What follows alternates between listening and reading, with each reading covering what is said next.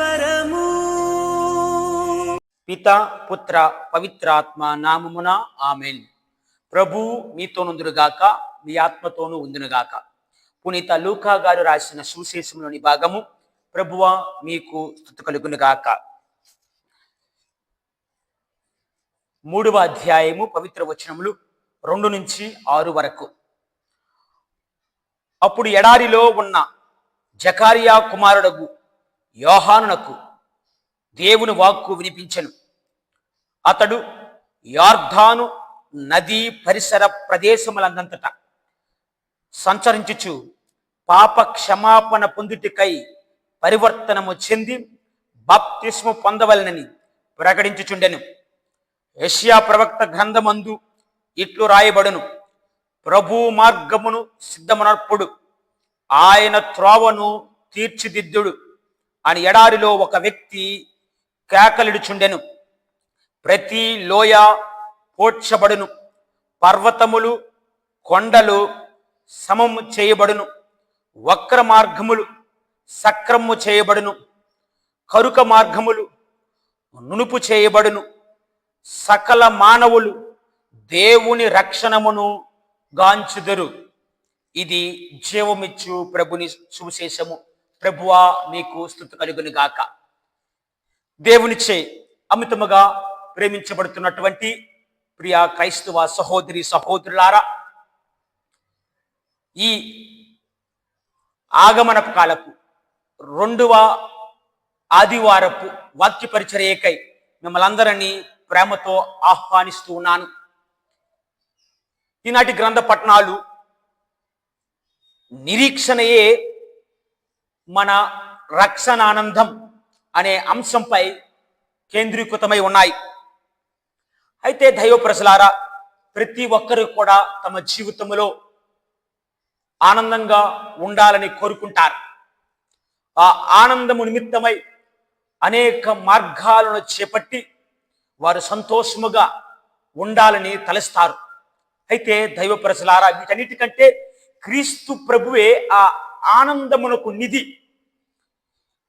లేదా క్రీస్తునందు నిరీక్షణ కలిగి ఉండిటియే మన రక్షణానందం అని చాలా మంది తెలుసుకోలేరు. దైవ ప్రజలారా, ఒకసారి ఒక ధనవంతుడు తన దగ్గర ఎన్నో సంవత్సరాల నుండి నమ్మకముగా పని చేస్తున్నటువంటి ఒక మేస్త్రిని పిలిచి తనకు కావలసినటువంటి ఒక అందమైనటువంటి సుందరమైనటువంటి గృహాన్ని నిర్మించమని కోరి ఉన్నాడు. అయితే ఈ పనులన్నీ కూడా తనకి అప్పజెప్పి, నీవు ఈ విధముగా నాకు నచ్చిన విధముగా మెచ్చిన విధముగా ఈ గృహాన్ని నువ్వు నిర్మించాలని తెలియజేసి దూరదేశానికి వెళ్ళాడు. మేలి రకపు సామగ్రిని ఉపయోగించి తన ఇంటిని నిర్మించమని కోరి ఉన్నాడు. కానీ ఆ మేస్త్రి ఏం చేశాడంటే, ఆ ధనికుడు లేనటువంటి సమయాన్ని గ్రహించి అంతా కూడా నాసి రకపు తక్కువ రకపు వస్తువులను ఉపయోగించి ఆ గృహాన్ని నిర్మించాడు.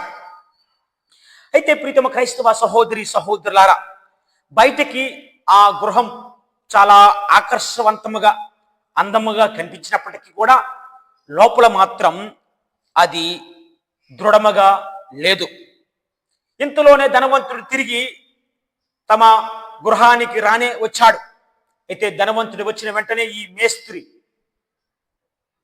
ఇదిగో నీ గృహాన్ని నిర్మించాను, నువ్వు చెప్పిన విధముగా నీకు నచ్చిన విధముగానే ఈ ఇల్లును నేను కట్టానని చెప్పి ఆ ఇంటి యొక్క తాళపు గుత్తెను ఈ ధనవంతుడికి ఇస్తాడు.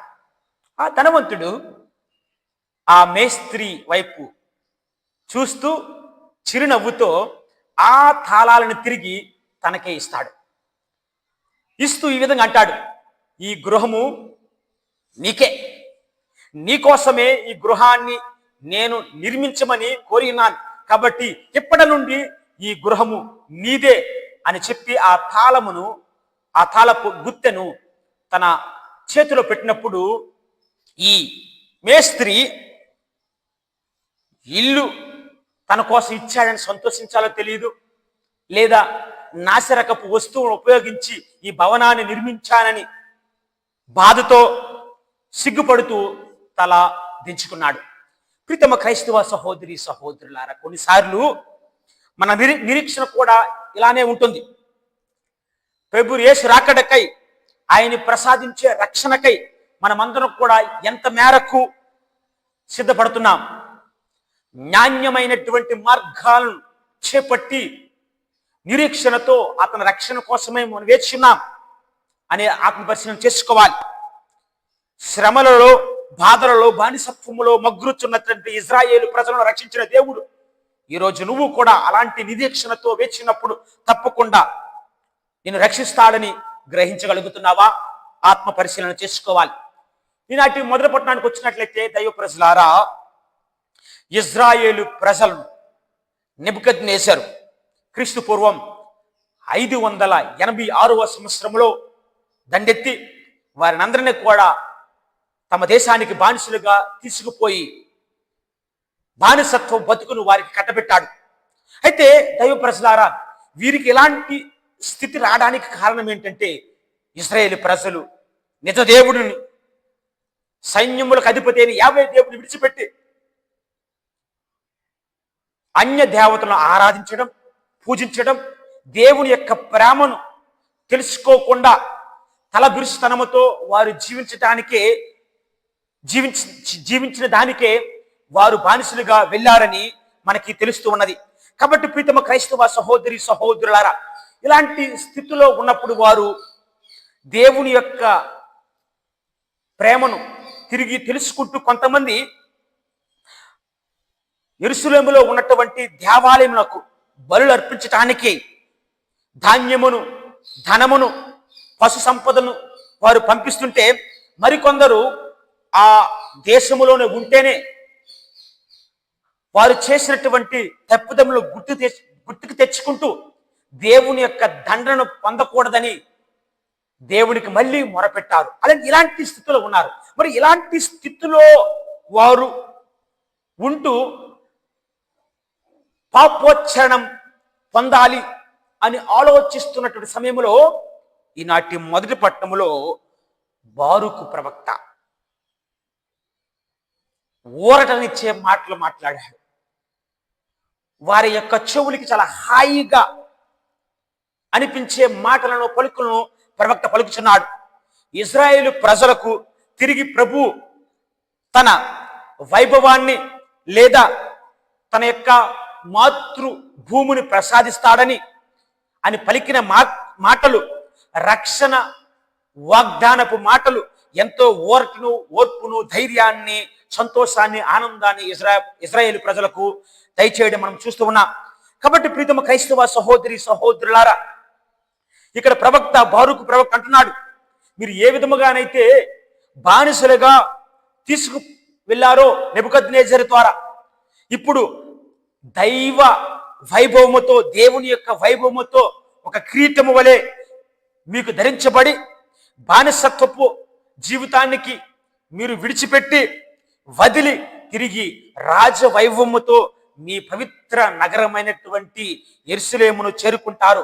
కాబట్టి మీరు మీ పాపపు జీవితాన్ని విడిచిపెట్టాలి. ప్రార్థనలను, మీ యొక్క విన్నపములను దేవుడు ఆలకించాడు.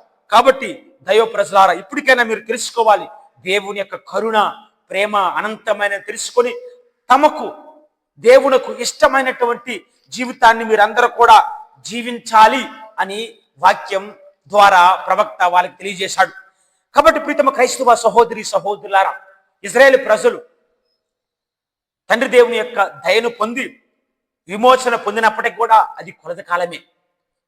మళ్ళీ వారు తప్పుడు జీవితాలను జీవించారు, దేవుని యొక్క ప్రేమను మర్చిపోయారు, మళ్ళీ బానిసలుగా పంపబడ్డారు. ఇది కొలత కాలమే నిలిచిపోయింది. కానీ ప్రీతమ క్రైస్తవ సహోదరి సహోదరులారా, క్రీస్తు ప్రభు యొక్క రాకడతో ఇజ్రాయేల్ ప్రజలకు మాత్రమే కాదు రక్షణ, యావత్ ప్రపంచము శాశ్వతమైనటువంటి రక్షణను పొందారు. జిల్లందరూ దేవుని యొక్క వైభవమును పొందగలిగారు. మరి ఆ ప్రభు వసిగినటువంటి రక్షణ ఆనందము ఎంతవరకు మనము కూడా పొందడానికి ప్రయత్నిస్తున్నాము అని ఆత్మపరిశీలన చేసుకోవాలి. క్రీస్తు ప్రభు ఈ లోకానికి రాకముందే ఇజ్రాయేలు ప్రజలు సూసెస్ పట్టణంలో చూస్తే రోమా చక్రవర్తుల చేత పరిపాలించబడి బానిసత్వంలో ఉన్నారు. సూసెస్ గ్రంథంలో మనం చూస్తూ ఉన్నాం. అంటే ప్రజలు అనేక పాపపు జీవితాన్ని లేదా పాపపు మార్గాల్లో నడుస్తున్నారు. పాపాన్ని కట్టుకొని ప్రభువునకు దూరముగా జీవిస్తున్నారు. కాబట్టి వారి మరలా మంచి మార్గాన్ని చేపట్టాలి. ప్రభువు చూపించే మార్గములో నడచి దేవుడి యొక్క రక్షణ పొందాలని బాప్తిస్మ యోహాను గారు ప్రకటించడం మనం చూస్తూ ఉన్నాం. అదే చూస్తున్న ప్రతి ప్రభు అంటున్నారు, ప్రభు మార్గమును సిద్ధము చేస్తూ ప్రతి ఒక్కరి పశ్చాత్తాపడాలి, మారు మనసు చెందాలి, జ్ఞాన స్నానం పొందిన వారికే రక్షణ లభిస్తుందని బాప్తిస్మ యోహాను గారు ప్రకటించారు. అయితే ప్రీతమ క్రైస్తవ సహోదరి సహోదరులారా, మనము ఈ సూసెస్ పట్టణాన్ని క్షుణ్ణంగా మనం పరిశీలించినట్లయితే అక్కడ 2 రకాలైనటువంటి బానిసత్వాన్ని మనం చూస్తున్నాం. ఒకటి బాహ్యమైన శరీరమైనటువంటిది, రెండోది ఏంటంటే ఆధ్యాత్మిక బానిసత్వం.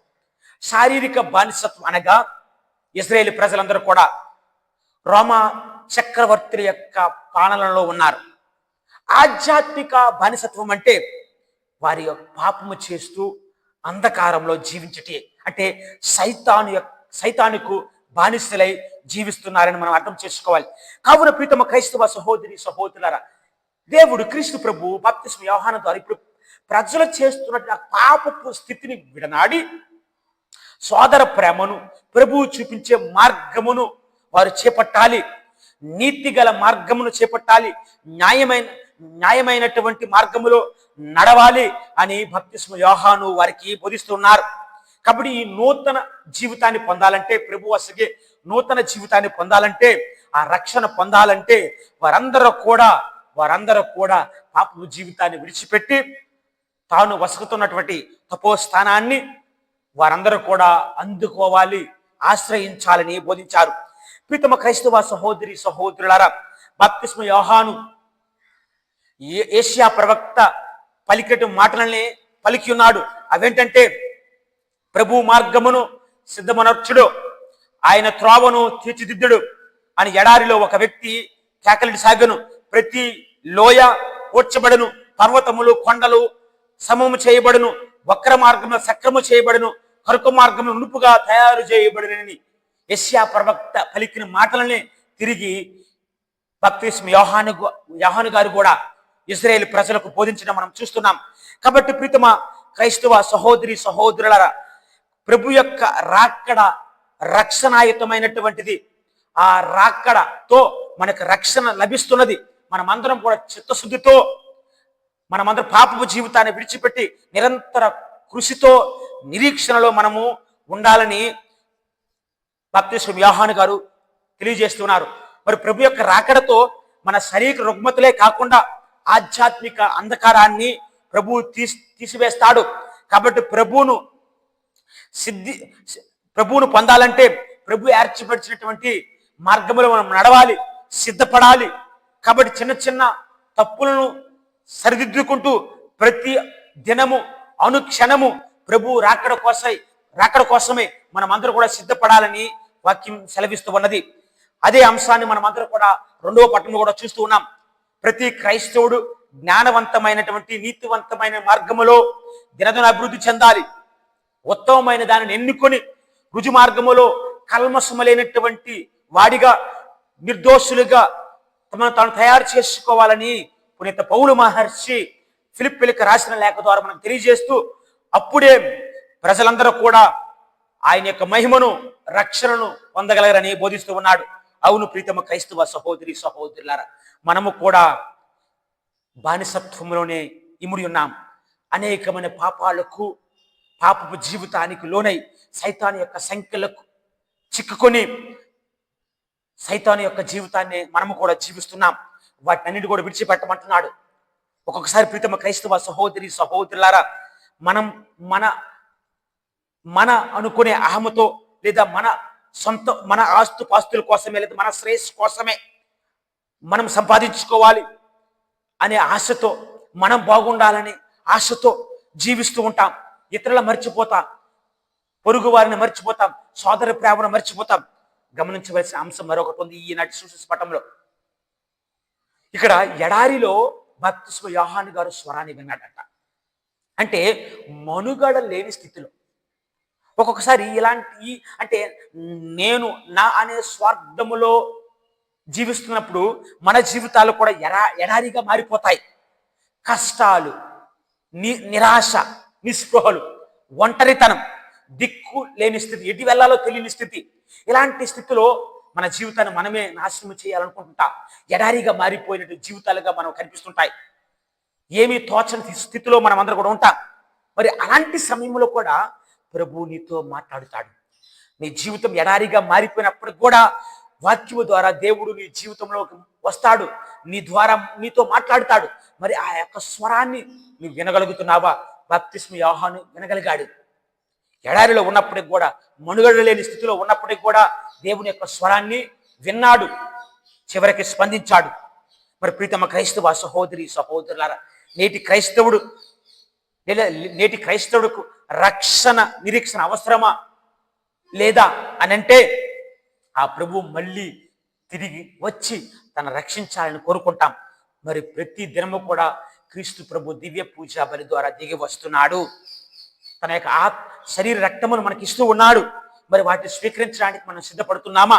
ఆత్మపరిశీలన చేసుకోవాలి. ప్రీతమ క్రైస్తవ సహోదరి సహోదరులారా, మన యొక్క వక్ర మార్గాలను విడిచిపెట్టాలి, సోదర ప్రేమను చేపట్టాలి, దురలవాట్లను విడిచిపెట్టాలి, ప్రభువు చూపించినటువంటి మార్గమునే చేపట్టాలి. ప్రభు యొక్క కీర్తిని సమృద్ధిగా పొందాలంటే, ప్రభు చేత రక్షింపబడాలంటే ఆయన చూపించే మార్గములోనే మనం నడాలి. క్రీస్తు రక్షణ పొందుటకై మనం చేసే నిరీక్షణ, మనోపరివర్తన కలిగి ఉన్నప్పుడే ఆయన యొక్క రక్షణను మనము పొందగలమని ఈనాటి గ్రంథ పఠనాలు మనకు బోధిస్తున్నాయి. కాబట్టి ప్రీతమ క్రైస్తవ సహోదరి సహోదరులారా, ఈ యొక్క దివ్య పూజా బలిలో ఆ నిరీక్షణకు కావలసిన శక్తిని, యుక్తిని మన దేవాతి దేవుడు ప్రసాదించాలని ప్రార్థించుదాం.